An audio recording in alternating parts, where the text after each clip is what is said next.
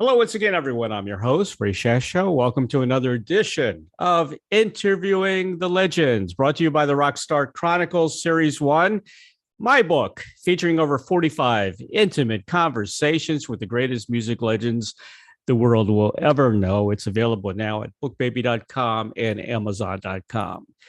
Swiss hard rockers Krokus have retired, but singer Marc Storace is obviously not ready to stop.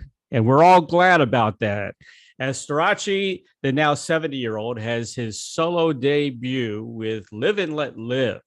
He does what he does best. He rocks without delivering a pure imitation of his former band. A bluesy undertone has crept in again and again, as in Time Waits for No One. He has a rich power ballad in the program with Lady of the Night, the piano-driven Don't Want to Go lets the emotions run wild. With Paradise, you can hear folk influences, while the rocker otherwise presses hard on the classic rock pedal. With Live and Let Live, Storace has succeeded in making an excellent heterogeneous new beginning that will win over both old Krokus fans and new listeners alike. Please welcome the distinctive and powerful voice of Swiss hard rock legends Krokus and new band Storache, Marc Storace, to Interviewing the Legends. Hello, Marc. Hello. How you doing, Ray? Man, I love your voice, you know. Thank you very much. I'm glad I still have it. I don't know. You know, if I try to sing like you, I die. Well, practice keeps you, keeps the machine oiled, Yeah, but it's that hard edge, it reminds me, I've had Dan McCafferty on the show from Nazareth. The lead singer from AC/DC lives here, as a matter of fact. I'm in Sarasota, Florida, and he lives very close to me. Yeah, and those are the other two guys that remind me of your type of vocals, and I don't know how you do it. I really don't. Thanks for the compliment. Oh, man, you're incredible. Well, it needs a lot of power, right, and a lot of concentration and warming up. Like 5 days before I have a gig. Like if I've had a break, then I make sure that 5 days before I start to warm up. And I don't go full power on the first day, but first day is there to usually kick out the frogs. Yeah, definitely. And then I start, giving more power, second day, third day, full blast, and then I save it for the gig. Amazing. It really is. Here's a question. Do you smoke at all? No, I used to up to a few years ago, smoke the good stuff, but right. I've even cut down on that, and I discovered whiskey. Yeah, discovered whiskey at this late date. Yeah, I never used to drink whiskey. I used to drink like all kinds of other stuff. Yeah, vodka was my top of the list, and red wine with every meal, and so on and so forth. And the good old a good brandy, good cognac to end the day. Yeah, but and thank God I never got into any heavy stuff, heavy drugs, except the harmless, good old marijuana. Well, you look great, man. You don't look 70 at all. You look 40, maybe. You look fantastic. I think we're as old as we feel. Right. Exactly. And, I've just recovered from COVID. Oh, you did? How bad did you get it? I had it bad. 4 days of it were the worst. I was coughing my chest out for day and night. Right. And there was nothing coming, the dry cough. And that's deadly because you really, it's a lot of stress on the lungs as well as the heart. And and the head, everywhere where the blood is and stuff, so it gives you headaches and stuff. But then I started to get better, and drinking like herbal tea with honey and lemon and stuff like that. And the lemon is really good to kill the frogs, Right. You can swallow them, and they're away from your vocal cords, they cling on there, Yeah, exactly. and you can't sing then, obviously. So I'm happy I'm through that. And then last Monday I had a long rehearsal, and then I had 2 shows with This Is Rock, which is a production which my manager is doing, and with 16 artists, a whole load of singers and so on. I love doing it. And Fernando von Arb's on the boat too. So we do this Krokus duet, which is like for hardcore Krokus fans, a blessing, because it's like a comeback for 2 songs. So it's been great. And I especially am very thankful, that all my voice, my power is still here. It's back, Exactly. There are less fortunate singers who have it and have not been able to get back to the same power level. But it hits people in different ways. So I consider myself very lucky, and I have to touch my wooden table now. Switzerland, I would love to go to Switzerland. It's got to be one of the classiest place on earth. It's lovely. It's a lovely place. I've interviewed a lot of people from Switzerland. I interviewed Petula Clark, who lives in Switzerland. She's still out there singing as well. She's in mid 80s to closer to later 80s now. She lives in Switzerland. Petula Clark, yeah. Did she sing Downtown? Yeah, that's her. She lives there. Downtown. There you go. Wow, I love that song. Yeah, she had a lot of big hits, man. Do you know Patrick Moraz? I met him once. Right. Yeah, another Swiss guy. Yeah. He was in a progressive band, Yes. which was I adored. Yes, for a while. That's when I did the progressive phase in my life with the band T. Yeah. I'm going to ask you about that. Yeah. And that's when I met my manager first time. He was only drumming then, Right. But then he managed T for a while, and we kind of stayed in contact. And later on, after the 80s, we kind of hitched up again.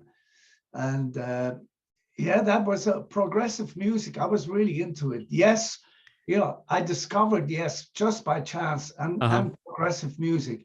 I was walking through Carnaby Street and walked into the shop in London, and there was coming out of the speakers, and I didn't know who the hell this was, but I thought, wow, this is heavy metal, hard rock of a different kind, and amazing with those keyboards and guitar and such intricate music. Yet, with that bass, those bass lines and everything, I thought this was like the hard rock band of progressive music. Yeah. So I bought the album. It was called Fragile. Yeah. And I never turned back, because that was right after the phase I'd been through, Zeppelin and Deep Purple and The Who and all that. Right. And covered all that stuff with my band in Malta. And so when I came to Switzerland, then the next thing I did was progressive music with T for a long period of time. This lasted 7 years, and we toured all over Europe with Ginger Baker, the drummer of Cream. Yep. And the last tour was with Queen.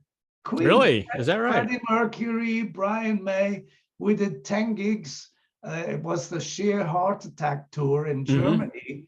And we were like, kids in a candy store, because these guys were coming up and doing their sound checks, and we were like awestruck. That was a good album. Yeah. I want to jump right in. I had Billy Stokes on the show. He's a nice guy, man. We hit it off really well, He's and a character. he loves Great. you. Oh, I he goes love on him. and on about you. I love him. We had a great time in Tucson, Yeah, Arizona, recording his album. And at first, I didn't know what to expect, and I said, "Send me some demos." right. And as soon as I heard them, I said, "I'm in. You know, I'd love to do this." And he's a war veteran, you He know, is. and so is his brother, who is a doctor. He served on the field. And the thing behind this whole Billy Stokes blood, Muscle and Blood. Muscle and Blood, Yeah, was this, he was doing it for these wounded warriors right. and paralyzed veterans of America. You know, so there was this this whole feeling behind it, you know, of a like, you know, I like to do good whenever I can, you know. Yeah.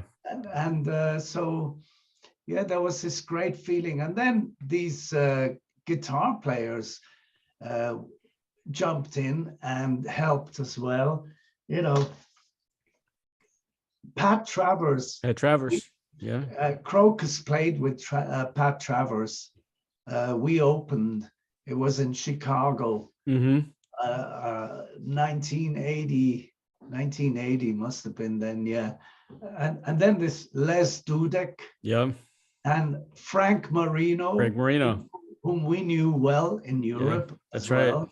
I think he lives in Canada. He does. And then what's his name? Oh, my eyes. Damon Barnaby. And on bass, we had Barry Sparks. He's awesome. Yeah. Amazing bass player. Yeah. Oh, holy moly, the notes. Yeah.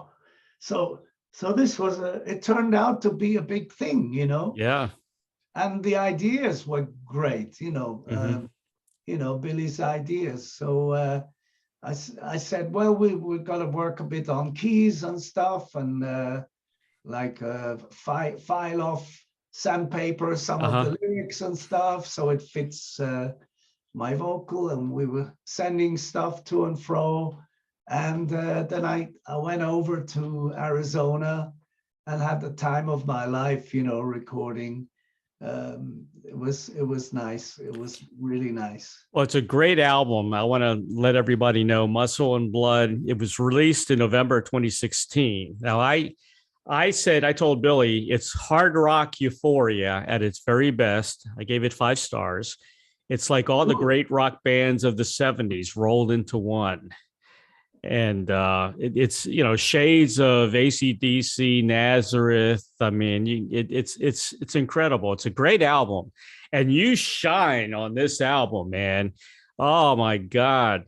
Some of the songs I love. One for the Road. Your vocals are incredible. Road Song. You know, I didn't try to sound like the Krokus singer. You know, right. I wanted to be something different on that album, like you know, have a voice which is only for Billy, you exactly. know. Yeah. And yeah, so we kept some of the keys were low, right, and we kept them that way. And he said, I love your voice when it's lower. So I said, okay, if you like it like that, let's leave it like that, you know. And there's some video on YouTube, some of the songs on YouTube with some video. Rock Fever. I told Billy that was an anthem song. That was a rock anthem song, man. And you sounded a lot like Bon Scott on that track.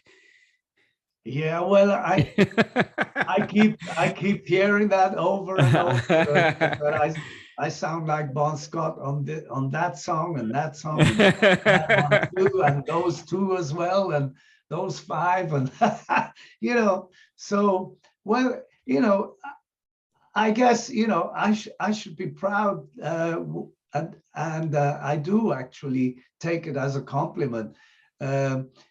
Not when I first was told that, right. You know, it was like, hey, you know, I'm my own guy, and you know, when you're young, and you don't want to be compared. You want to be taken for Sure. what you are as an individual, and so on and so forth. But you grow out of that, and I grew to be a big Bon Scott fan myself. He wrote great lyrics. He had a great voice, stamina, power, everything.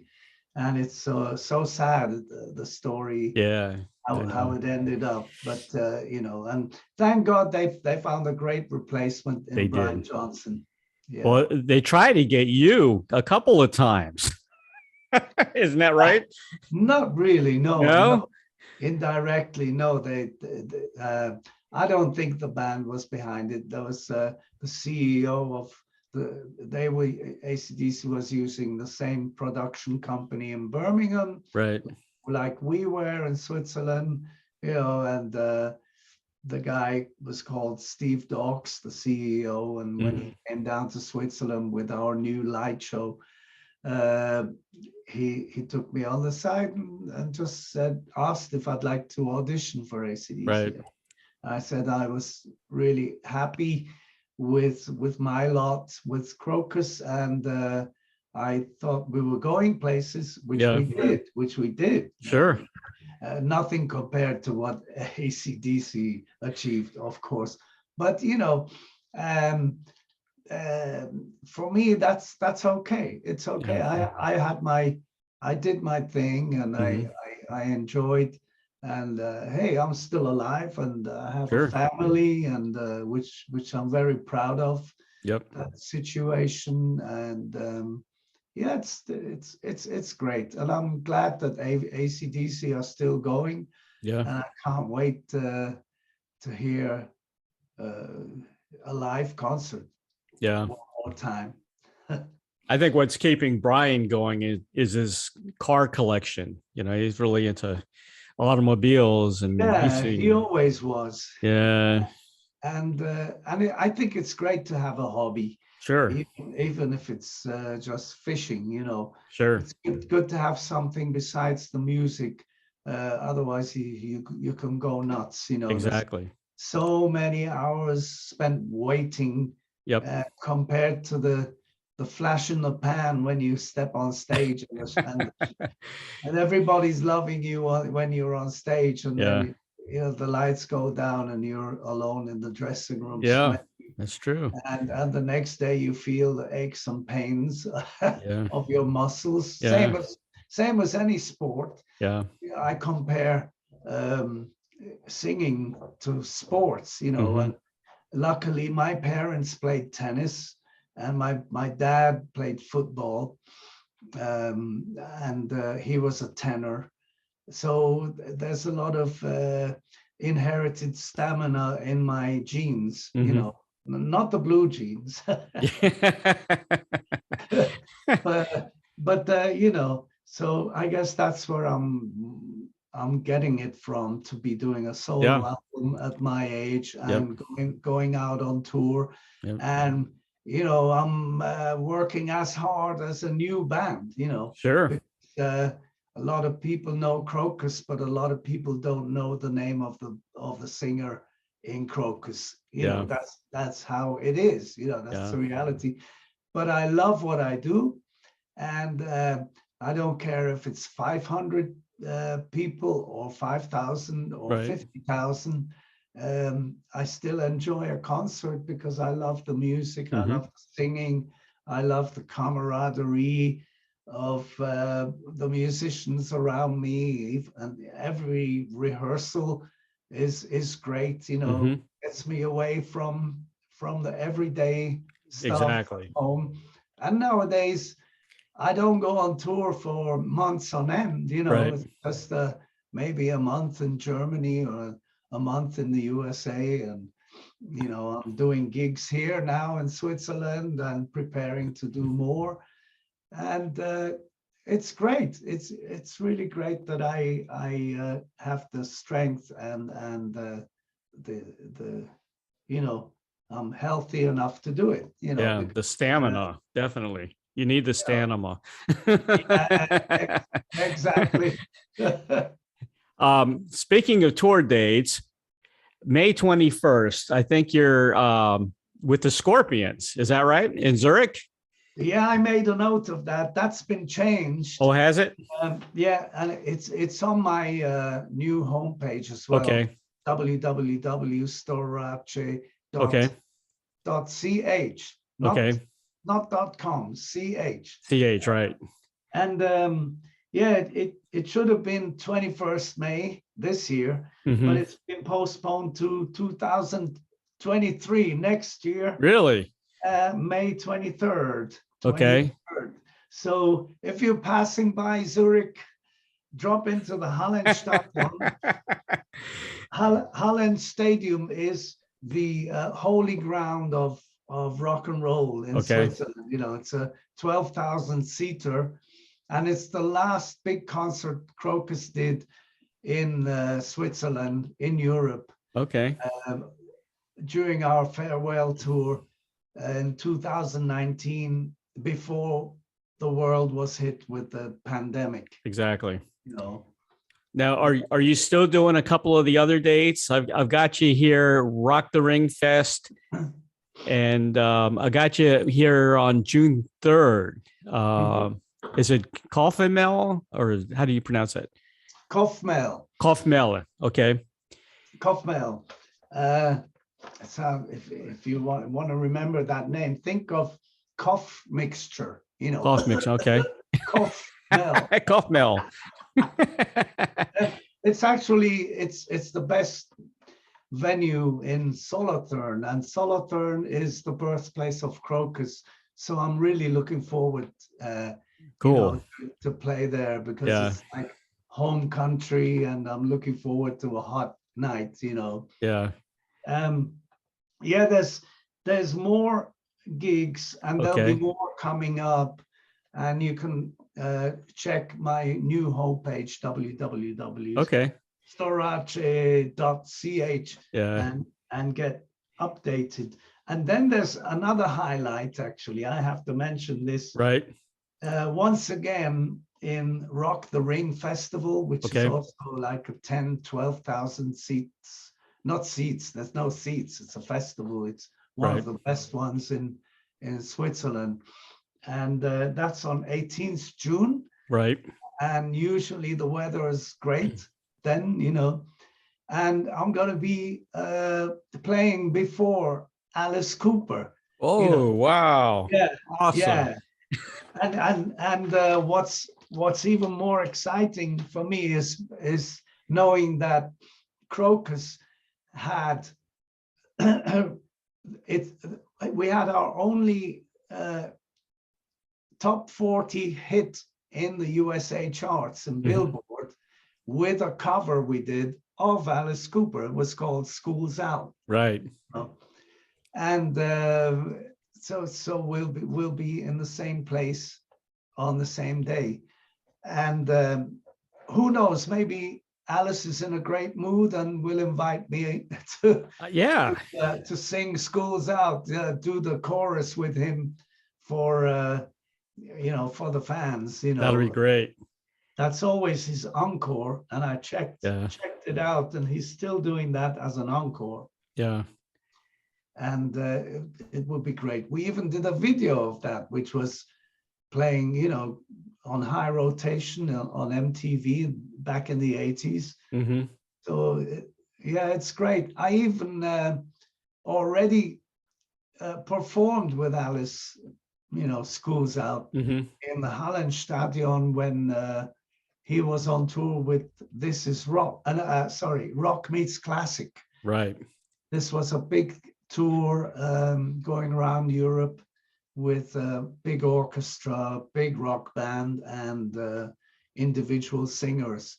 And I did Zurich with them. You know, I've done other dates. You know, I did 19 dates with Rock Meets Classic with big names. Two of them, unfortunately, no longer with us today. I'll show you something. Sure.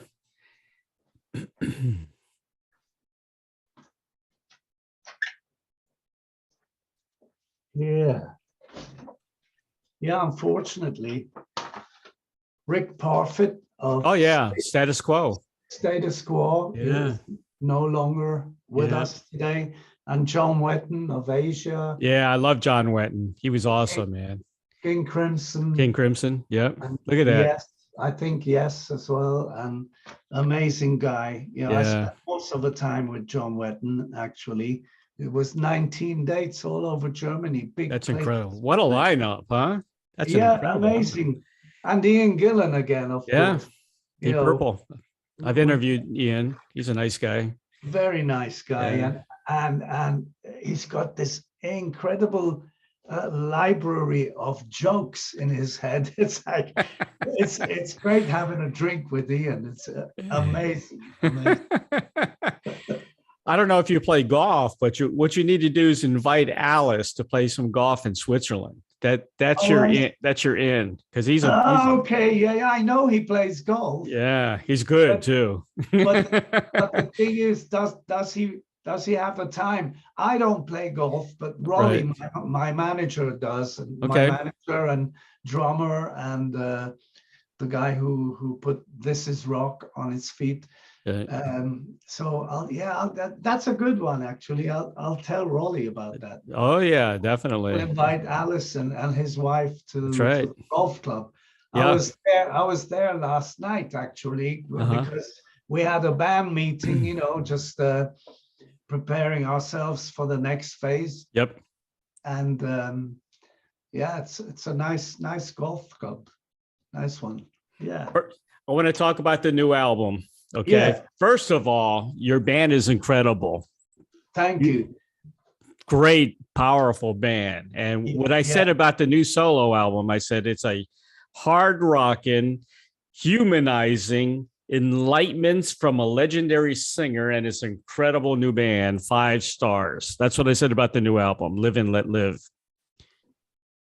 It's a great album, man. Thank you. Live and Let Live. The album is the track itself, official video on YouTube. You know, a lot of people are, you know, because of this pandemic and what's going on, you know, overseas, there's a lot of, I guess, sentiment of the 60s in a way. You know how the 60s, the war and everything brought all these, you know, incredible lyrics. It's happening again, isn't it? It is, yeah. But, you know, it wasn't this war, which is happening right now in, you know, Ukraine and Russia. It was actually Saddam Hussein, which made me write the lyrics 21 years ago. Really? Of Live and Let Live. Yeah. You know, because I was thinking about the stupidity of it all. Well, like with every war, you know, I mean, we can talk about things, you know, and instead of just, you know, break into fist fights, you know, because between two individuals, it's only a fist fight, but when they have power and armies, then they start throwing rockets at each other, you know, so it's a big difference. But anyway, it's really opening up behind the whole feelings of how we can make friends with peace, you know. Exactly. Because you can't just switch from hate to peace. Right. You need a process in your mind. And I thought, you know, I would write the process for them. In a way, it's my version of Imagine, you know. Exactly. It is. You're right.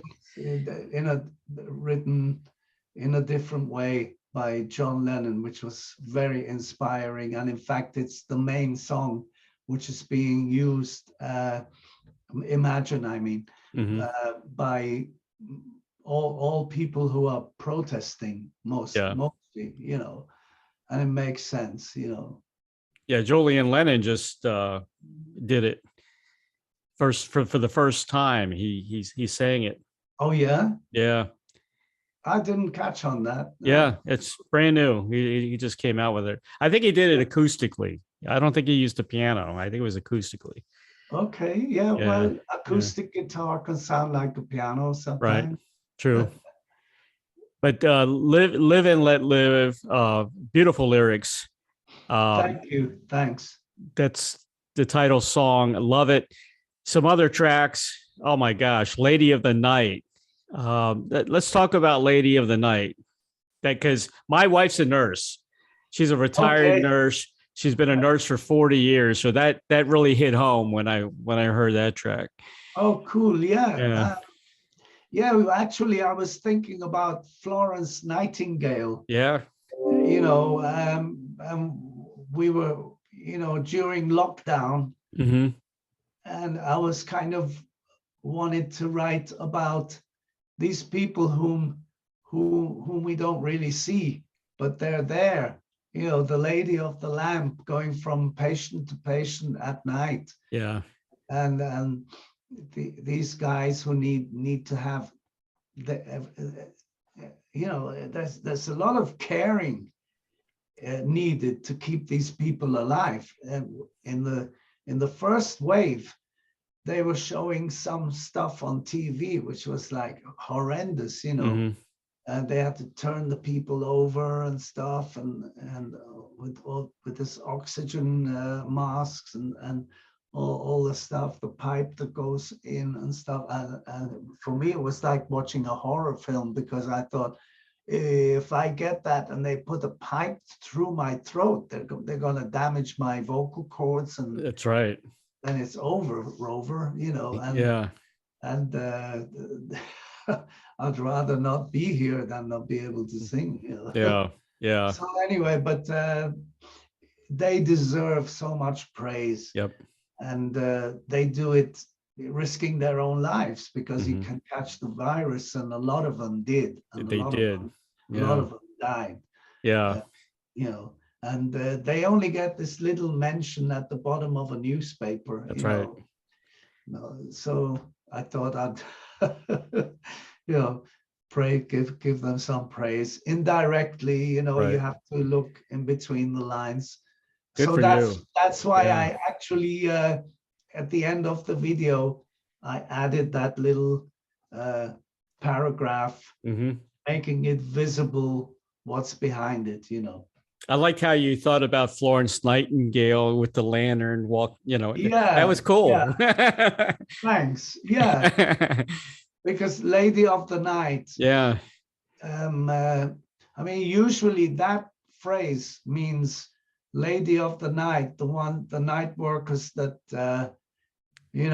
are doing like something in the red light district. You mean in Amsterdam? Yeah, well, Soho and in London, and a lot of places in the world, and but that has nothing to do with that. And it's Lady of the Night. I feel your love come shining through. It's a beautiful song. Beautiful Yeah. song. Thank you. Yeah, I love the lyrics. I love the title of this album. Carry the Burden. It's shy. Your guitar player is incredible. What's his name? Cyril Comensind. Okay. He's actually on Carry the Burden. Right.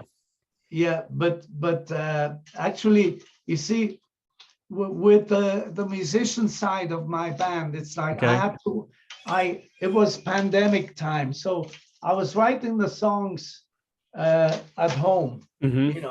and working via internet. Right. In the beginning, I had about 20 songs ready from 20 years ago with Charlie Preissel, including Gotcha. Live and Let Live. Yeah. And also Paradise. Right. To Charlie Preissel. Right. And with Cyril and with Massi, he's the drummer. Mm-hmm. I wrote 5 of the songs, and we recorded in their studio, Power Play. And Jean-Pierre Fontach, he was the guitar player who was available in those days to do all the lead parts, so all the solos are by Jean-Pierre. And live, I had to look for someone else, someone new, because Jean-Pierre was contracted for 2 tours with 2 different artists. Yeah. And he couldn't get out of them, so I couldn't take him out live.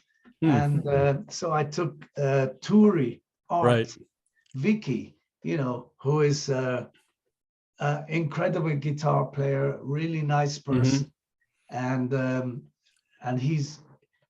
he was a great replacement and also an addition. He brought new stuff with him, and he's staying on in the band. Okay, good. Whereas all the other guys, they're kind of, I have to move on. And actually, I had a meeting last night with the new guys, because they are so busy. They have so many contracts here and there, and they are basically session musicians, and they work a lot in studios. They're the real musicians. They read music straight off. Jimmy Page was a session musician. That's right. And so they're so busy, and it's like their frame of mind, their top thing is not Storache. It's not. They're everywhere, here, there, and everywhere. So I now found musicians who, I won't expose the names yet. But you'll be surprised when I talk about them next time. And it's gonna be great. And these guys are coming strictly from the hard rock angle.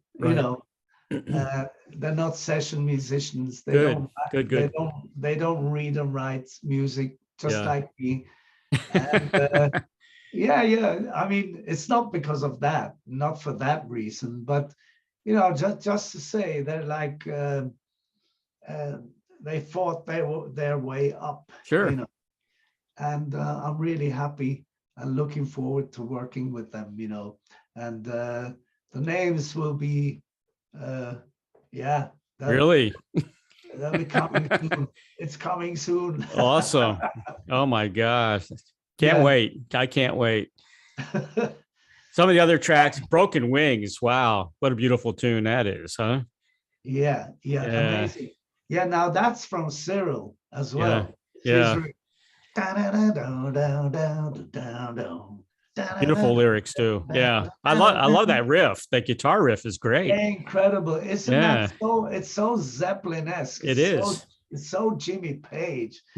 So, and as I'm saying, these guys can play anything. I don't know. You mentioned Jimmy Page a couple of times here. Maybe you two should get together here. Well, that's up to him. Maybe I can see that happening, Maybe he'll discover me before we're dead. He's not doing anything right now, Let him go on the road with you.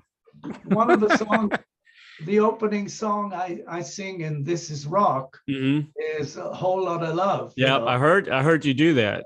I love doing it, and it's an amazing song. And, it's got a weird middle part. The psychedelic stuff, in those days they experimented with so much stuff, but I especially like the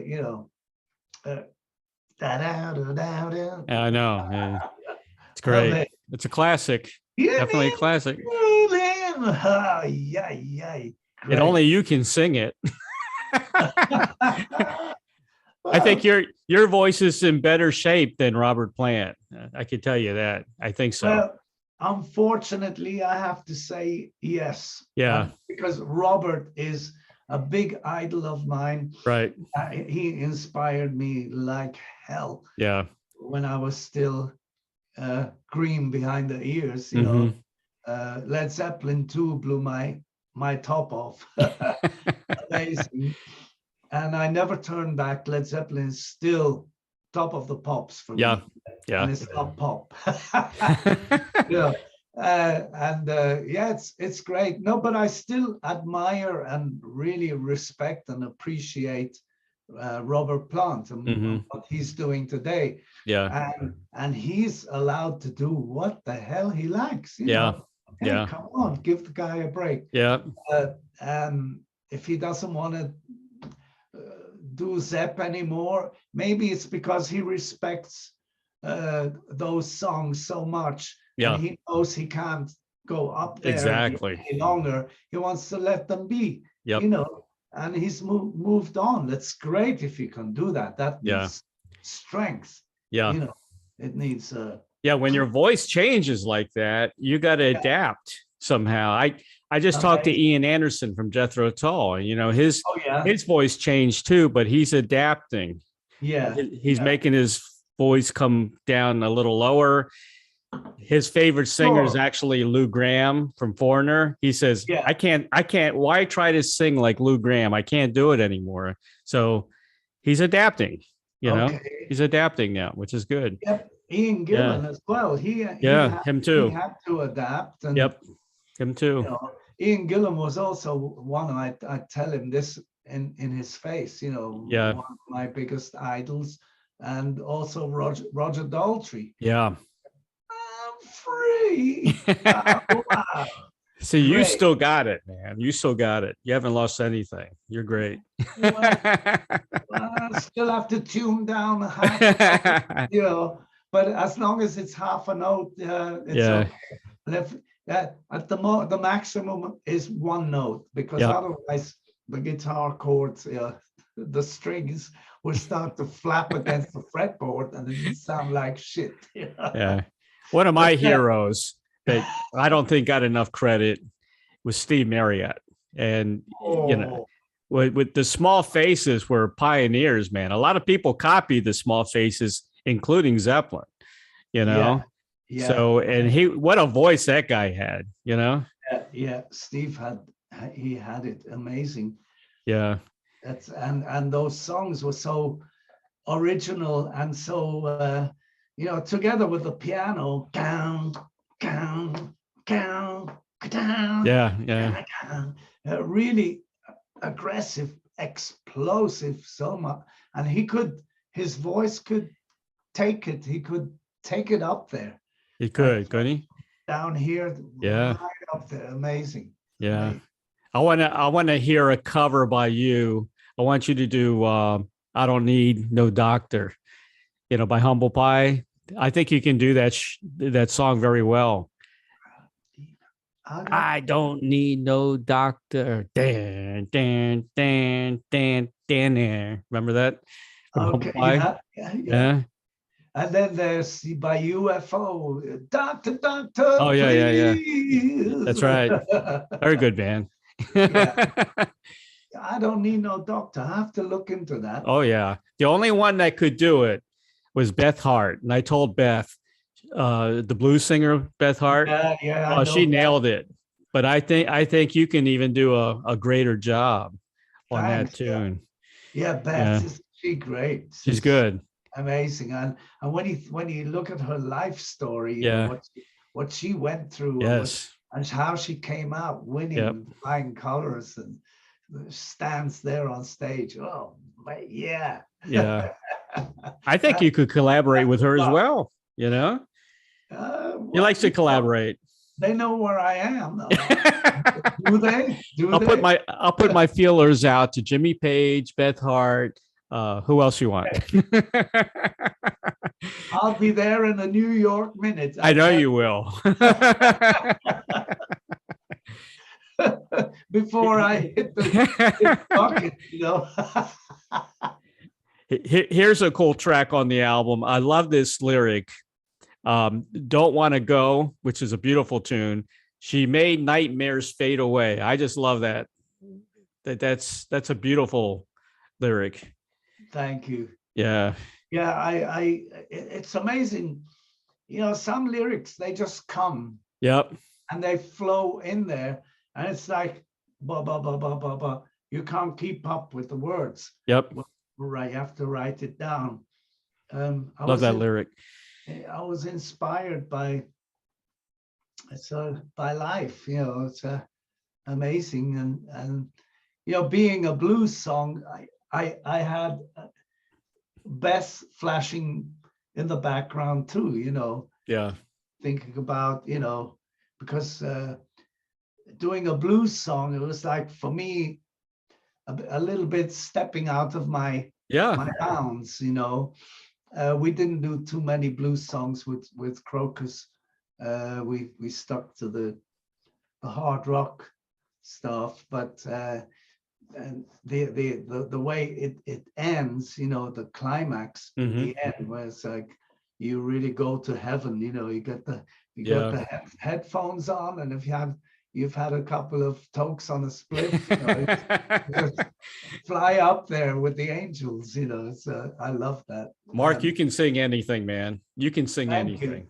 You really can. I had good backing vocals there. Yeah. Good singers in the studio doing those. So it's all repetitive, right? Of layered stuff. It's something you can't do live unless you have a whole bunch of gospel singers.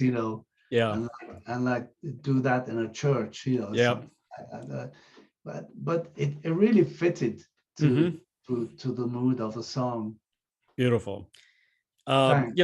Music journalists always compare, and I don't mean to do this, compare to other singers, and that's just natural. Well, so I don't mean to do that. You got your own you got your own style. You're a great singer and voice, but I do want to mention one other person on Love Over Money. I heard a little bit of Naughty Holder from Slade. Oh, thank you. That's a nice compliment. I love Naughty. Yeah. Naughty Holder. Oh, wow. Someone else said Ian Hunter. Also, yeah. And someone else said Alex Harvey. Alex Harvey, yeah. How about that? So it's like all the English singers. Yeah. And Naughty Holder. Yeah, okay, well, why not? I'll have to listen to it again with that in mind. Yeah, you can definitely nail some Slade covers as well. I loved Slade. They influenced me indirectly as well. Yeah. And I was still singing in T then, progressive music. Yeah. Slade, Naughty Holder. Oh, great. Yeah. Mama, we're crazy. Cool, huh? Yeah, I like that band. I like Slade. Yeah. Unfortunately, they didn't hit it so big in the USA. I know. It's like Status Quo, they're huge in Europe. I love Status Quo, but same thing. You're right. Another band. I did a full-blown documentary basically on Golden Earring. Oh, because nobody realizes in the United States they are the longest surviving band with the original members ever, even longer than the Rolling Stones. Did you know that? They came out in like the early 60s. Thanks for the info. Thanks. Yeah. I didn't know that. Yeah. And I talked to Barry Hay a couple of times. A gig coming up with Golden Earring in Holland. Oh, really? This autumn, I guess. Yeah, if I'm lucky. Yeah. Yeah. Radar Love. They're great, man. The guitar player's having issues though. He's got really? I think he's got dementia. It's very sad because he's excellent. Yeah. And Barry actually lives in Curacao, on the island Curacao. He lives over there. Curacao. Yeah. That's a drink that comes from there. Yeah. That's true. Yeah, what a guitar player. Yeah, great band, incredible band. But like you said, they did okay in the United States, but they could have been bigger, But they did okay. Yeah, they did all right. At least they had a couple of top 40 hits. You always hear Radar Love in Los Angeles, in California. Yeah. It's always on the airwaves. Amazing. Exactly. Yeah. But, it's amazing. Sometimes you hear this one song from a Right. band only, and they have a lot of good songs. Yeah. Where that came from. Oh yeah, the Moontan album was incredible. That was a really good album. Moontan. That was one of my favorite albums. I'll have to look into them again. Yeah. Especially if I'm gonna Oh yeah. be sharing the stage. Yeah. Well, if you do, say hello to Barry for me, the lead singer. He's a nice guy. Yeah. Yeah. It seems like it. I've seen an interview, and comes on great. Yeah. He's got they put out an album. When I interviewed him, I reviewed an album they did called Tits and Ass. You know, Tits and Ass. Yeah. Yeah, they're from Holland, so that makes sense. Yeah, well, yeah, you know, but that explains why that song probably didn't get any airplay. Yeah, I know. They didn't care. USA it's in that sense, you know. Yeah. We used to say in the 80s, you know, they show people being shot and war and all this, Yeah. hand grenades, boom, blah, blah, blah, blah. But you don't see any tits. You know, it's tits are harmless. Yeah. That's true. So we couldn't understand that because, you know, in Europe you see a lot of Oh yeah, nobody cares. tits and ass. And Yeah, Europe. nobody cares. It's not a problem. You know. And you know, it's like you're searching for something on TV, and then you come to this tits and ass channel, but you keep moving on. You know, you don't stop because it's old or whatever. Because you get used to it. It right. Every day. You know, no big scandal. Yeah, I'd rather have that than you know, murder and rape and you know all of that. Yes, some stuff they I watched a couple of horror films with my kids when they were younger. Yeah. And the extent that they go through nowadays, it's like it's not like Alfred Hitchcock anymore. No. Holy moly, it's like this blood and guts. It's like, oh, you know, I can't stomach it. You know, I can't either. How about the video games? They're even worse. Oh yeah. I went as far as Game Boy, you know. Yeah. Me too. That's where it. I stopped, you know. That's it for me. Level 1. There's too many buttons now. I can't handle it. Yeah, amazing. Like they're preparing them for these. They prepare them to be fighter pilots. You know? Yeah, exactly. And surgeons. And surgeons. That's right. Yeah. Amazing. Well, the last two cuts on the new album, Time Waits for No One. Yeah. Great intro, very bluesy. That's another favorite of mine. Yeah. And then Paradise. Paradise, the intro sounds a little Rod Stewart-ish, you know, a little bit like Rod Stewart in the beginning. And again, I love the lyrics. Here we are for a little while. I mean, the album's incredible, man. I love it. It's like Paradise is like rounding it up on a good positive note. Sure. Saying what turns me on, you know, right, rather than what turns me off, you know. Yes. Saying what turns me on, you know. Exactly. So, and positive and no nightmares when you go to sleep. Yeah. It's like, you know, getting on your bike or whatever, mm-hmm. and with your girlfriend and wind in your hair is flying through nature and mm-hmm. coming to the beach, meeting your friends, starting a fire under the midnight sun is the full moon, you know, because it's everywhere's lit up and enjoying life, you know.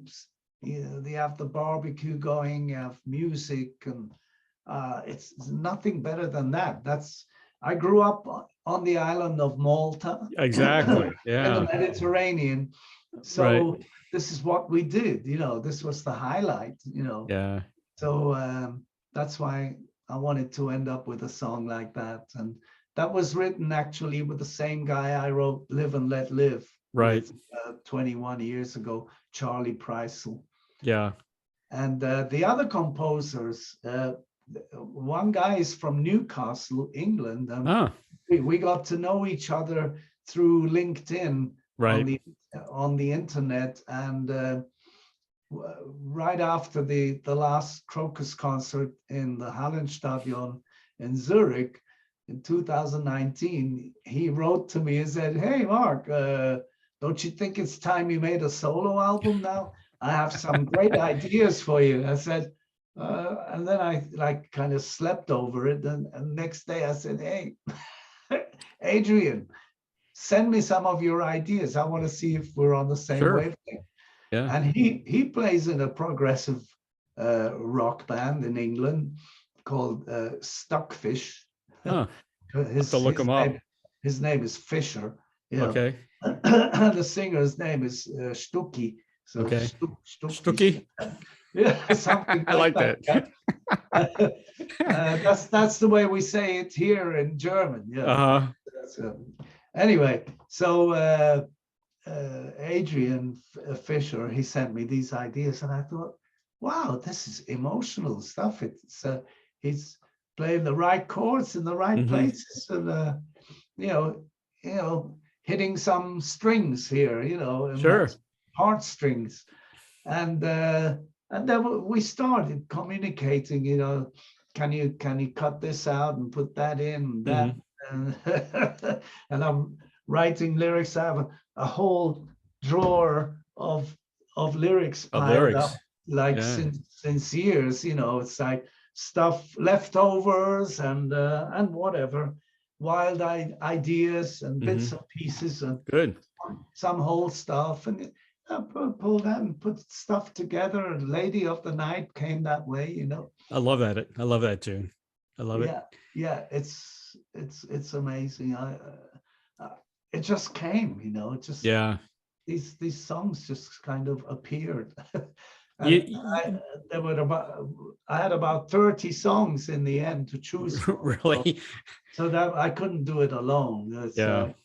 Are they gonna spill into the next album, some of these other songs that you have, or? Well, most probably, yeah. I'm gonna play. I took one. I threw one in yesterday for the band to learn to play live. It's not recorded yet on an album, but I'll be playing it live before, and if someone steals it, well, that's the risk. It's called Heat of the Night. Heat of the Night. Good. Yeah. It was inspired. The title was inspired by this movie in the 60s. Oh, Sidney Poitier. Sidney Poitier. Fantastic movie. Yeah, amazing. Yeah, in the heat of the night. Yeah. Oh, great. Yeah. Great song. I can't remember who sang that song. Huh. But this is like a different, early in the morning, there's a heat wave warning. Telephone is ringing, got no time for thinking, gotta go, gotta go. Awesome. It's got that kind of southern New Orleans smell. Hot. Yeah. You know how I know you're a great singer? Because you just sang to me without any devices, and it came out perfect. I've had a lot of rock stars sing to me on the phone, and sometimes I said, it doesn't sound right. It's not the same. Like I heard them in concert, but there you go. You don't even need a microphone.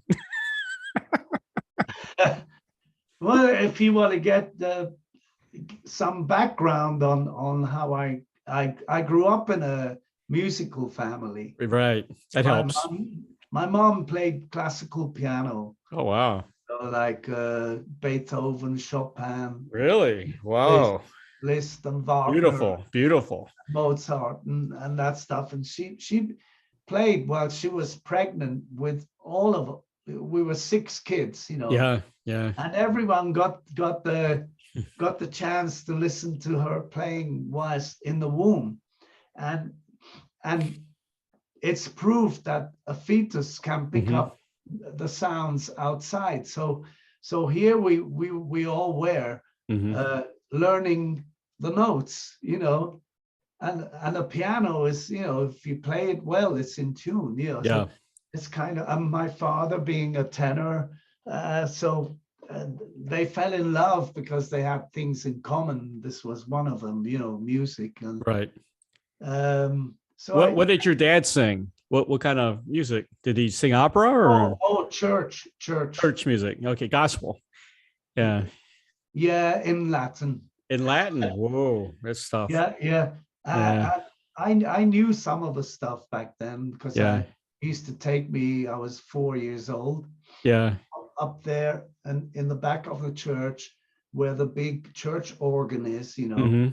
And I used to get so emotional. I used to cry, not because I was in pain or anything. It's just the emotion, the vibrations of that big organ there, and everybody singing with it, my dad included. Things like Adoremus. Beautiful. Yeah. In eternum sanctissimum sacramentum. You know, it's just that all they stuck in my head. Yeah. And they're nice melodies, you know. Yeah. And there's something spiritual in them, in these melodies. There it's is actually Gregorian music. Yeah. Because our parish church was St. Gregory's, you know. And here I come to a special part. Opposite the church, this was on the crossroads, right? Right. There's the church here, and right opposite on the crossroads, there was this bar called the Wild Swan Bar. And the jukebox in the Wild Swan Bar is what turned me into a rock and roller. Wow, you know? How about that? That's a great Amazing. Story. Because it was packed. It was a Wurlitzer packed with Chuck Berry, Fats Domino, and then coming on to Elvis. There was even Pat Boone in there. Oh no! And then it went on with the Beatles, obviously after Elvis, and from the Beatles came like 100 other bands on the bandwagon of pop. And before it went into Deep Purple and stuff, I was already like on my bike, you know, and almost leaving home, you know, and the whole scene changed. But yeah, and in the Wild Swan Bar is when I first saw Teddy Boys with their teddy girls, you know, dancing rock and roll and singing to the songs from the jukebox, you know, and it like the rock and roll virus in there. I wasn't allowed in there because they served alcohol and cigarettes, and I was like, I wasn't even a teenager yet, you know. Yeah. But opposite the church, you know, so it was like heaven and hell, you know, on the crossing. And that's a good story. I lived 5 doors down, you know, so I hear it from the balcony as well, you know. Amazing. You know, I want to mention you did an excellent solo album back in 91 called the Blue Album. That was a hit in my opinion. I mean, that was a very strong commercial album, wasn't it? Very different, but it was a very commercial for that time. Well, I had been on the road with Krokus like for so long, doing hard rock and listening to hard rock in between our hard rock, you know. Right. On the bus, you know, we traveled in nightliners and most of the time, and we loved it too. We didn't want to fly because it's like then you we had our personal bunk, you know what I mean, with the pictures of family and girlfriend. Right. And we had this groove. We had a groove happening, you know. So when you step off a bus and then it's just you and the suitcase, and you go and you're standing there to get on a plane, and you get on a plane. It's like too many people around, you know. You can't go in the toilet, smoke a spliff, you know, like Right. you do. That's one of the things, you know. But yeah. That was a good album. So anyway, yeah, all these years. So suddenly, 1988, we did the last tour. It was the Heart Attack tour with Krokus. And I came back to Europe, went to Malta for a break with my mom, because my dad had died during the recording of Change of Address with Krokus when I was in LA. And so it's like I was out of the spinning wheel, you know. I had time for myself to meditate, and you know, we all need that, you know. After 8 years of nonstop rock and roll. It's a lot. Yeah. So I came down kind of, and these other feelings, these sentimental and emotional feelings came out, and I let them come out. And when I was composing together with the guitar player, Vic Versha, I knew Vic since years before. You know, he had a band, Vic Versha solo band, together with Bobby Blotzer on drums from Rat. Right. And each time we met, we bumped into each other on the road a couple of times. We used to play Beatles songs for 2 whole hours, you know. So amazing. And he could do all the backing vocals. I did all the lead vocals, and he could play all those difficult chords, you know. To Beatles chords are like no easy stuff. And there was this mutual respect and everything. So we really enjoyed doing the songs for the Blue album. And one of the songs that I still do today with my Storache band is You Can't Stop The Rainfall. Yep. And it's also an amazing lyric in that one.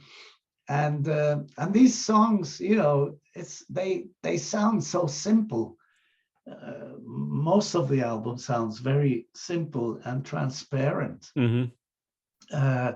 Yet there are tracks like there's also one song called Paradise on that album.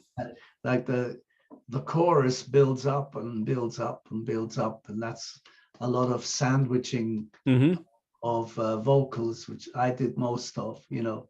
So it was like a free for all, you know, and I really enjoyed doing that. But business wise, the album landed in the wrong hands, you know. Yeah, it should have been big. To me, you know, I was a top 40 disc jockey back in the late 70s, so I know what's good, you know, what should be on the radio, and a lot of those songs should have been on the radio back in those. It was a radio album. Yeah, definitely a radio album. Yeah, because I had done my hard rock stint for 8 years. Right. So I came off, did a solo thing, and didn't really want to go hard rock. I just wanted to go songs. You know, for me, the songs were priorities, you know. And simplicity sometimes, you know, even a song called Fly, you know. I was going to mention Fly. Yeah. High into the sky. One of my favorites. It's like that silence, you know? Yeah. Higher than the clouds. And, you know, so and then it goes on, and then it goes into the suddenly light make you fall. Oh, great. After that silence comes the big emotional part. It was like, bam. So there was still, light and dark. There was still a good balance in there. Yeah, but unfortunately, there are tons of great songs out there which we don't know about because they didn't come through the right business channel, and they got lost. Just perished. It's sad. It is sad. Yeah, but the Blue Album is also produced well. It's engineered well. You can really tell. Yeah, it was done in Munich, produced by Robert Popst. Okay. And he did a couple of other things which he was known for. I think, he was very popular for this advertisement he did for Peugeot, I think. Anyway, and then he had this drummer who back then, 1989, 90, he programmed all the drums, and you can't tell. Yeah. They really sound heavy metal. Yeah. It was all programmed. I said, Rick, you're a genius. No. Well, everybody needs to check out the Blue Album.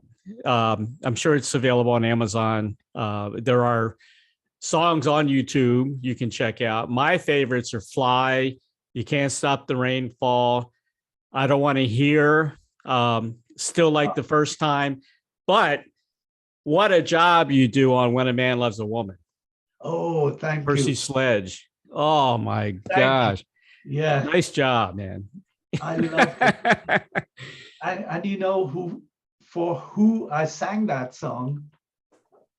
I had just met my wife, Cornelia. Oh, okay. It makes sense. Who is downstairs right now. So we're still together. Oh, wow. Like 33 years ago. Congratulations. Thank you. Yeah. And I wanted to write a ballad for her, but I couldn't find the words and stuff. So I thought, hey, Vic, I think we got put a cover on the album. Yeah, covers are good. When a man loves a woman, that's a hard song to sing, man. Yeah, great song. You want to? How about if you do an R&B album, huh? With all cover tunes? Would you like to do that? Well, yeah, that's no problem. I love that. Actually, when Vic and I first met, we discussed doing a Motown R&B. That'd be great. Album, and then we went a step further. As self-pride stepped in and said, "No, you guys can write stuff. Write your own stuff. Write your own." By which, today doesn't matter. Even with Krokus, the last album we did is Big Rocks, and it's like a collection of, we put everybody's favorite covers in a hat. Right, I saw that. And we picked up the favorites. No, but I'm really into that. Of course, it's a question of budget. I'd be doing 2 albums a year. But it's budget, it's time consuming and stuff. So it has to be well backed, and then I'm in there. Yeah. So you can manage that. Okay, no problem. I can handle it. Okay. T, progressive rock, great band. Love the band. Yeah. Some of the high points, you do a great version of Summer in the City. That was well produced by Dieter. Very well produced. Yeah. This is Dieter Dierks. He's the guy who discovered the Scorpions. He produced their first albums in Cologne in Germany, and so I'm gonna jump back to back to blue here, because Okay. I wanted to tell you that when I played When a Man Loves a Woman to the Scorpions at table, we had this opportunity. There was a stereo, Mm-hmm. and I played it before the release. Klaus Meine said, "When a Man Loves a Woman is incredible, Mark. You have to go in this direction." I said, "Yeah, but it's a soul song, and I'm a hard rock singer." But this was the blues stuff. But anyway, I'm gonna rewind again. Going forward or fast back? forward. Yeah, back to oh shit. Summer in the City. I'm not good at time traveling. I would be a bad time traveler. So yeah, Summer in the City. Yeah. It's amazing, I mean, we took a pop song which sounds very skinny for radio, and made a massive muscle packed with orchestra and brass, and Dieter had the vision for that, and of course for me it was like, wow, he said, "Give it hell, Mark," it's like, go for it. And I sang my ass off from that. I really enjoyed that. Yeah. And the reason why I don't do it anymore is because I really, you can't do it without the brass and the strings. Yeah, it's tough, isn't it? It wouldn't sound the same, Yeah. I mean, you could use a Hammond organ with Leslie speaker and the rough guitars and everything, and it's very high. I was much younger then. You can still pull it off. This was back in the 70s. Yeah, that's right. Yeah. Amazing. But the wah-wah pedal, Yeah. And this was before that movie came out, what was it called? It was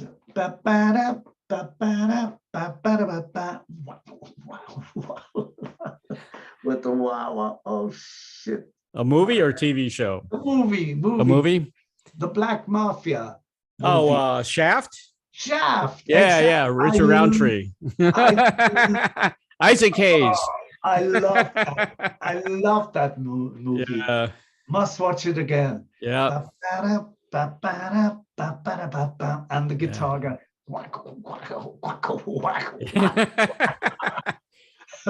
Two guys that were cool, Isaac Hayes and Curtis Mayfield. They, Oh yeah. Yeah, Curtis Mayfield did Superfly, and then Isaac Hayes did Shaft. Amazing stuff. That sound, that special sound. 70s sound, right? Amazing, yeah.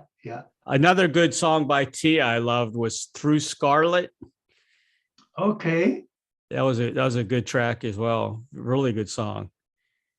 You know that one? Yeah. Through Scarlet. Wait a minute. We're playing Crystal Rivers live. Right. I do this history thing. Okay. Since I only have 10 new tracks from the solo album. Right. I fill in with stuff from my past.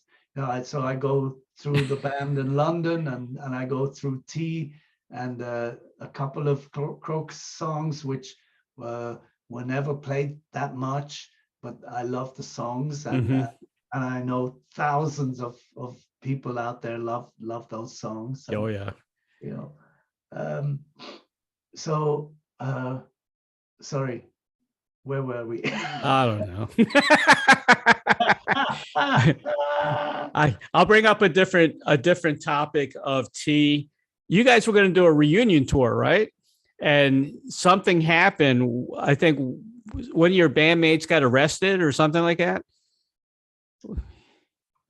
Oh, you're talking about the bass player? Yes. No, we did a little tour, but without him. We had to replace him because he was serving a jail sentence. What was this? Is it Pashayan? Is that his name? Yeah, Turo Pashayan. Yeah, Pashayan. Such a great, talented person. Yeah. What a bass player. He used to hit the shit out of that bass. Amazing. And he could play great flute, flute solo on Hazy Colors. Da, da, da, da, da, da, da, Right. da, da, da, da, da, da, da, ba, ba, ba, ba, ba, ba, ba. Oh, amazing melodies and stuff. He was just full of, and we play one song which he wrote actually to honor him on This Is Rock. Mm-hmm. Raleigh's This Is Rock. Walking through the door that stopped my mind from wandering, I feel free. I long so much for leaving, finding out what's going on out there. Great song. Gilded Cage. Gilded Cage. Yeah. Gilded Cage. Gilded Cage, right? Did he finally get out of jail? I mean, I think it was fraud charges or something like German jail, I think. No. Was it fraud? Close by here. Yeah. Fraud, for fraud. And but I don't know where he flew off to. Yeah. We never heard anything. No more, huh? That's interesting. Yeah. Did Krokus have a final tour? Did that ever happen? I know it was delayed because of the pandemic and everything. Was there a final tour? Yeah, that's the big question. But we consciously said we're gonna stop while the going was good, right?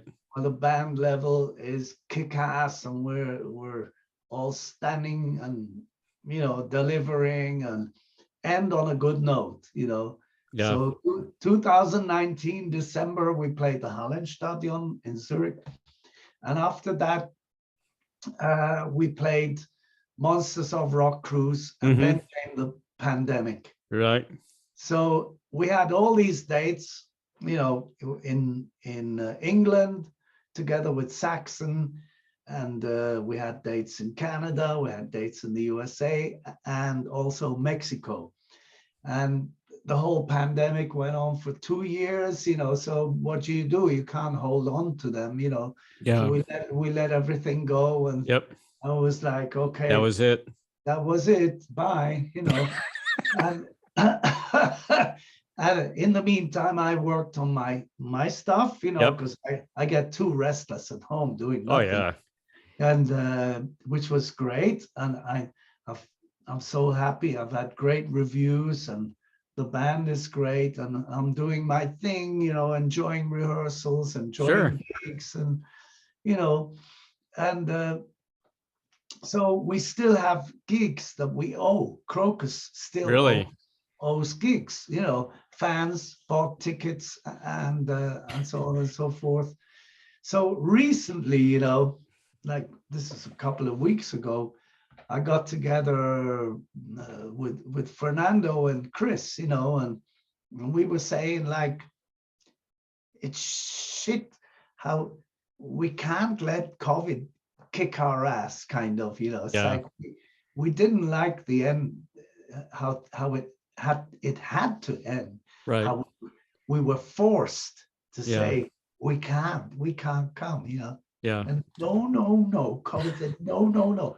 So now we're full of like this hatred against COVID.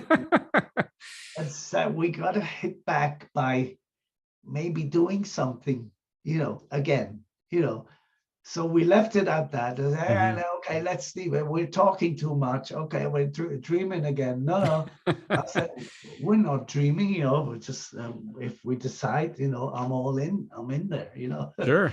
So let's see, Let's see. We'll be coming back together, because as I said, I'll be playing in Solothurn with my band, right? Krokus hometown, and they're all gonna be there, VIPs, and meet backstage, and it's like, so the emotions, I guess, will lead us in that direction. Yeah, I'm hoping, and so we'll see what happens. Think positive, and sure, why not? Crossed, and Yeah. Yeah. It'd be nice if you guys film it, the final concert, film it. Yeah. Well, Maybe we already did film one at you did. the Okay. last final, but if, we have to. Like we filmed Wacken, Right. we filmed Wacken, and it's available. It was available on the double album we released Right. of Wacken. That was the last thing we released, actually, and it's an amazing one whole hour of mayhem, Yeah. And we were really having a good time, and you could tell the whole band was like, 80,000 people out there. And Wow. the sun is shining. The mood was great. It's like, Yeah. it was like in the USA, almost like in Texas, girls in bikinis out there, too, You guys were fortunate because you were very popular here in the US. So, that all worked out well. It really went well, and we owe a lot to the States. Yeah. And we came every year. We spent sometimes up to 9 months touring the USA. Yeah. And if you look at logistics and economics behind that as well, Sure. it's like touring Europe in the 80s was so damn expensive, and going through these borders, boring, Yeah. So the USA is like, you got the greenback, the dollar everywhere. You don't have to go to the bank to change money from Exactly. from francs to Italian lira and stuff. Now it's changed. We have the euro. Yeah. Right. But we still have the borders, Exactly. And okay, sometimes it's in Europe, it's a different situation. Right. Maybe sometimes it's good to have good border checks because of criminality happening, Yeah. From smuggling to other stuff, The US is so hungry for music and live concerts. Every concert, I mean, even if the guys aren't popular anymore, they're selling out because they just want to go to a show. They want to get out of the house, Yeah, in Europe right now, you can't find a nightliner, you can't find a tour bus, and you can't find a truck because they're all booked out, because everyone's coming back, everyone's That's right. out there going on tour again, so it's great. It's great for show business that suffers so long, from a simple technician to the road crews, tour managers, bus drivers. They all suffered. It's such a big industry that people don't realize, It suffered. Yeah. I'm glad it's waking up now. And I got COVID. It's not disappeared, and we still have no, you won't get it again. New cases every day, but you build up your resistance, your immunity. That's right. That way, and hopefully it doesn't change into something else. Right. Because how it keeps changing. It's been rough for everybody. It really has. I've lost some family members from COVID as well. I just lost my dad. But COVID. Well, yeah, he did have COVID. I don't think he recovered, but he had some other problems. He was 97, and he's a Marine, VA hospital. I talked to Billy about it. That's a nice ripe age. Yeah. But COVID did him in, I think. He had it and he couldn't get rid of it. Yeah, but he's still alive, right? No, he died. He passed. Okay. Just 2 weeks ago, he died. Oh, sorry to hear that. Thank you. Well, he lived his life, right? He did. He did live his life. We were very fortunate. We took care of him here in Florida for, 15 years, I guess. So we got to spend a lot of time with him, which was good. Nice place, Florida. Beautiful place. Yeah, I think of the movie Midnight Cowboy, Yeah. Florida. Yeah. What's his name? John Voight. Yeah, and John and Voight. Oh, and Dustin Hoffman. Dustin Hoffman. Yeah. What great acting! Good movie. Yeah, yeah. Speaking of movies, ANUK, is that how you pronounce it? ANUK. I saw the trailer. Interesting movie, man. I like to see it. Yeah, well, it's quite. It was right up my street. I love these movies like from the Stone Age and stuff like that. You know, Yeah. Primitive, trying to show the mentality in those days, kind of, you know, with different tribes knocking each other on the head, you know. Heavy metal. Yeah. Well, I mean, look what they're doing, Russia and Ukraine, you know. Oh God, knocking each other on the head. I know, exactly right. With different clubs, you know. Yeah. But human nature hasn't really changed. You No, know? it hasn't, has it? But And you played a shaman, medicine man, Yeah. in the movie. Yeah, like a healer. Yeah. Right. Which actually fits in a way. Sometimes I feel that way. And they say actually my surname Storache. That in Italy they say all names ending with ace, A-C-E, are kind of the healer. How about that?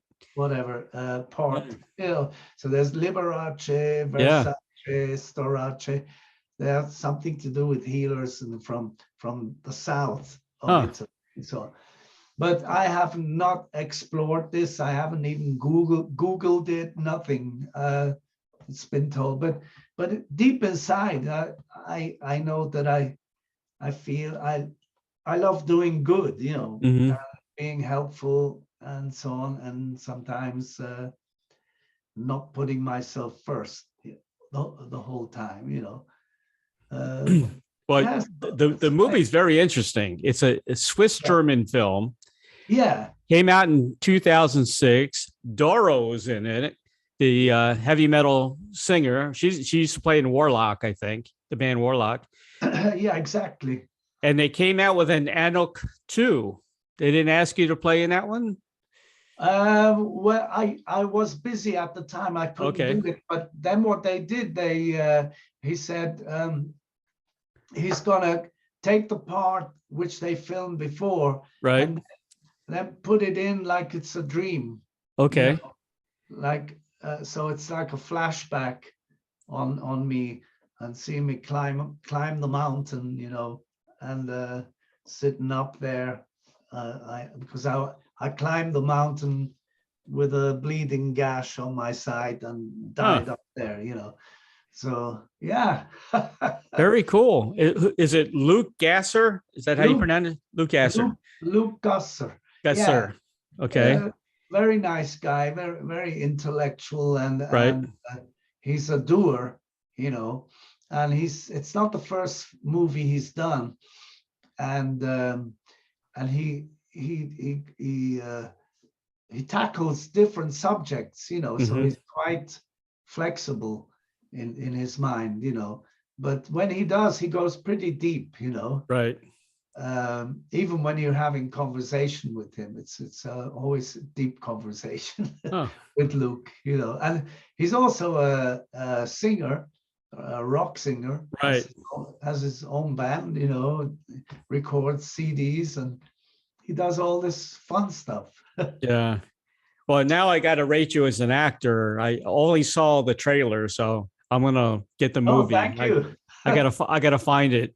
I gotta find the movie. Well, you know what? It actually acting. I always had bits and pieces to do throughout my life since I was in primary school. I was picked for something on TV and stuff in Malta.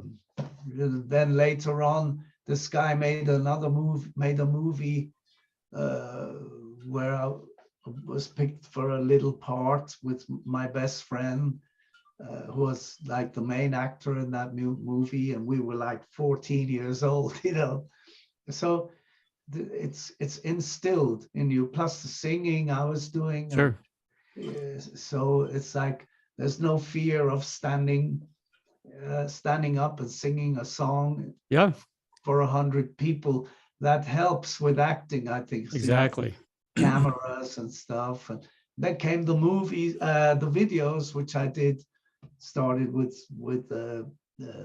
T and going on to Krokus, with the longest one being Screaming in the Night, you know, which had a little bit more acting in it. Yeah. It was like a mini movie, actually, you know. Mm-hmm. We had a huge budget for Screaming in the Night, and it's actually the biggest Krokus hit we ever had. Yeah. You know? So yeah, that was the acting stuff that actually made me learn how to deal with the camera, you know, in a way, in an amateurish way. You know, I don't see myself as some great actor. You know? Well, you got a good face for an actor, I think. Well, I'm still here. You know where to find me. Yeah, exactly. I just want to mention too, you did a rock opera too, Test. Yeah. Test. Yeah, that was, I tell you, I said, after that, I said, never again. Man, I had to learn so many lines. Really? It's like, that was acting live 10 times. You know, we did 10 live shows and singing. And it was like, that is real acting, because when you're with the camera, you know, it's like cut, you know, again, same part. Okay, forget your lyrics. Okay, we do it again. Take 15. Okay, Chang. but if you're in a theater and you're doing a rock opera, there's no cut. You know, you're there. If you fuck up, you screwed up. You know. And everybody hears that straight away if they know how the part should have been. Yeah. You know? So, but it was great for my memory and stuff. You know, I had to learn all these lines. That's hard. Where to be on that stage when That's hard to do. That line, and who to look at when I answer. I give you a lot of credit, man. Amazing. And I said after again, never again. Yeah. Holy shit. My short-term memory is not as good as it used to be. Amazing. Yeah. I had the book full of lines and lyrics, like on the side of a stage, like when I off stage, go straight to what's coming up next. I really concentrated on that. Like, even for the songs, you know. It was but like you said, it's good for your mind, you know. It's very good. Very good. Especially at our age, you know, it's good for your mind. Memory training. Exactly. Mark, here's your final question. And I ask everybody this question, and I get some very interesting answers. Okay. If you had a Field of Dreams wish, like the movie, to perform, collaborate with anyone from the past or present, who would that be?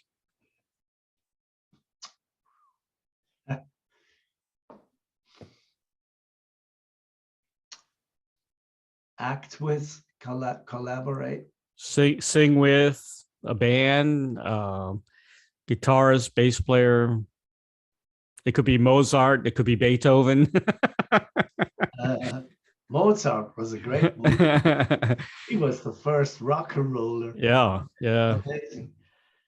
Oh, it's a very, very difficult question. I don't know. I can't focus on one thing.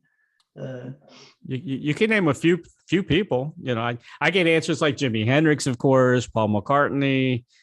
I get some, you know. Yeah, I mean, imagine if I could have sung like with Jimi Hendrix. You know, it's like he always said he's not a singer. You know, but his voice fitted perfectly. It did. to his They did. guitar playing, you know. Yeah. Well, the Beatles, obviously, that was amazing stuff. That was my dream back in the day, you know, and yeah, amazing. And I would have at the time when you know, after Freddie Mercury's demise, I still had another semitone there, you know, and I would have been tempted to go for the Queen role, you know, although, you know, I don't know, maybe, but yeah, because when I saw Paul Rodgers, I mean, we're saying I Paul saw Rodgers, that. the king of blues, you know. Yeah. I love Paul Rodgers. I still sing All Right Now, if I'm covering songs and stuff. But I wasn't really too happy hearing so much blues with Queen. It needed a more glamorous touch, right. You know. And now they went to the other extreme with the new guy, the young guy. Adam, whatever. Yeah, Lambert. Yeah. This is just my personal stuff, you know.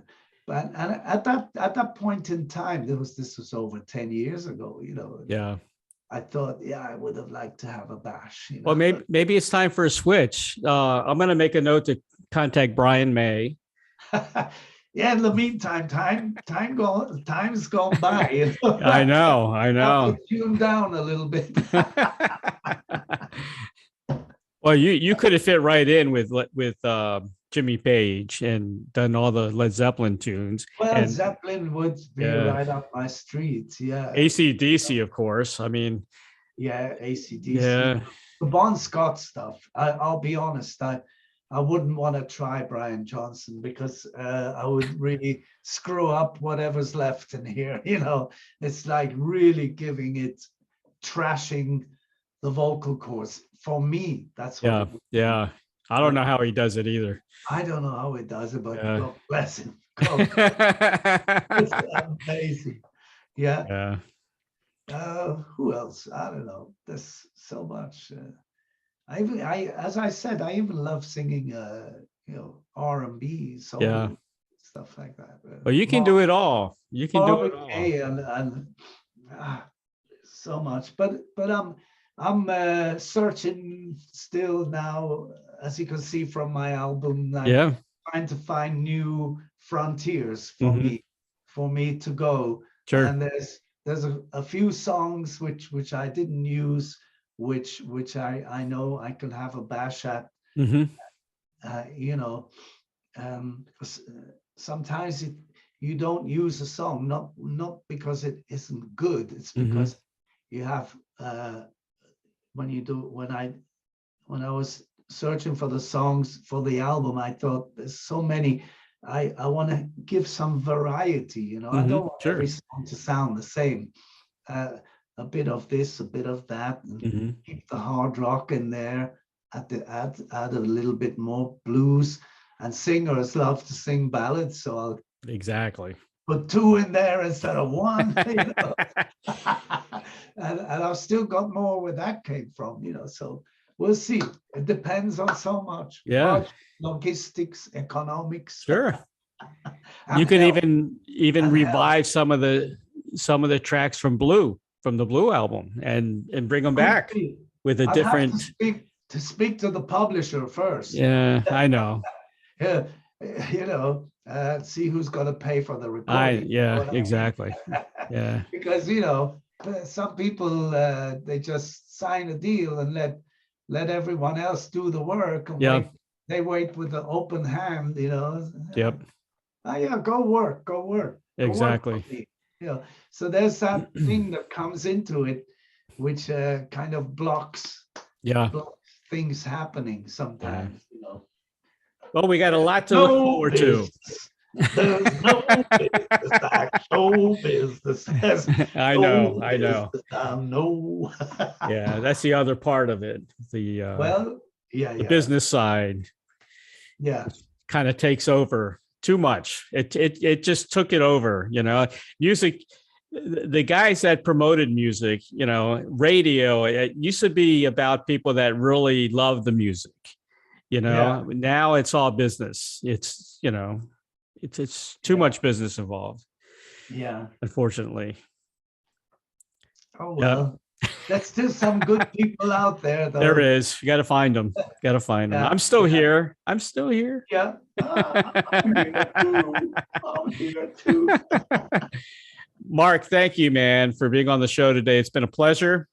Ray, it's really been nice talking to Good you. talking to you. We'll keep in touch. We'll keep in You took touch. me places, Yeah. Come that's to great. Florida, you know? I definitely will. I definitely will. Now we'll see which vehicle I'll be arriving there Right. with first. Got to talk with the Krokus boys again, Exactly. and I know Storache band. I'd love to come over, Hmm. but that has to be organized as well.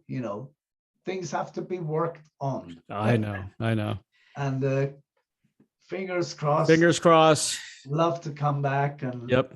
There was a point in my life where I didn't ever want to leave the USA.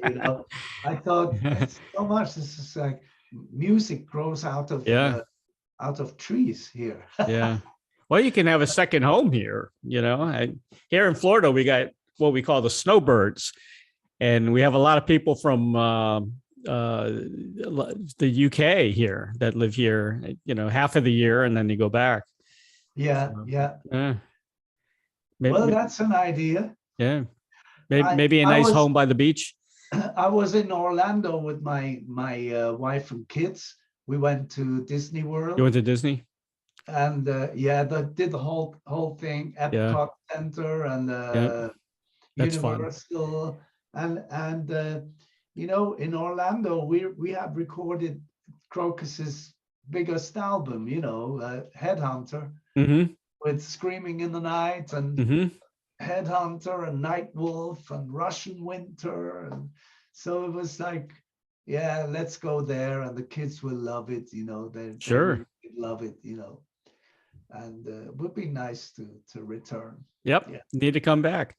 I want to say very special thanks to, how do you pronounce Peter's last name? Do you know? Walty? Valty. Like Val? Peter Valty of Storache USA for arranging this interview. Thank you, Peter. Yeah, Peter lives in Denver, Colorado. He's in Colorado, yeah. Peter was the first manager of T. Okay, really? Yeah, and I did my first ever professional photo session with Peter. He was a talented photographer as well. And good. Still is. And he does our website. Mm-hmm. So when we toured with Krokus, this was the Hellraiser band. Right. In 2005, we played in Denver, and that's when I asked Peter, we had some days off there, spent some time together. I said, would you like to start a Krokus fan club? And he went for it, and that's how we still have krokusonline.com. Very cool. Still being by Peter, and he helps with my website. And awesome. He spent time with us here when him and his wife when they visited, and a few years back. And excellent. It's great. Old friendships when they never die. It's great, Well, I'll send Peter all the published links to this interview. Okay. There'll probably be about 20 links, and I'll send it to him. And please use them as you feel free, because it'll be everywhere. I mean, we're on, you name it, we're on it. Spotify, Pandora, Apple, all over the web, YouTube. It'll be everywhere. So that's great. Yeah, I'll send Peter all the links so he can give them to you. Okay. I want to say you can purchase a brand new solo release from Storache entitled Live and Let Live. It's available at Amazon.com, or go to your website, which is it www or HTTPS? Which does it matter? I guess. I think it's www. That's what Right. I say. That's how I write it down. Okay. And it's Usually EN. the HTTP double You can whatever get rid of that. comes before. Right. For me, that's like understood, you know. Right.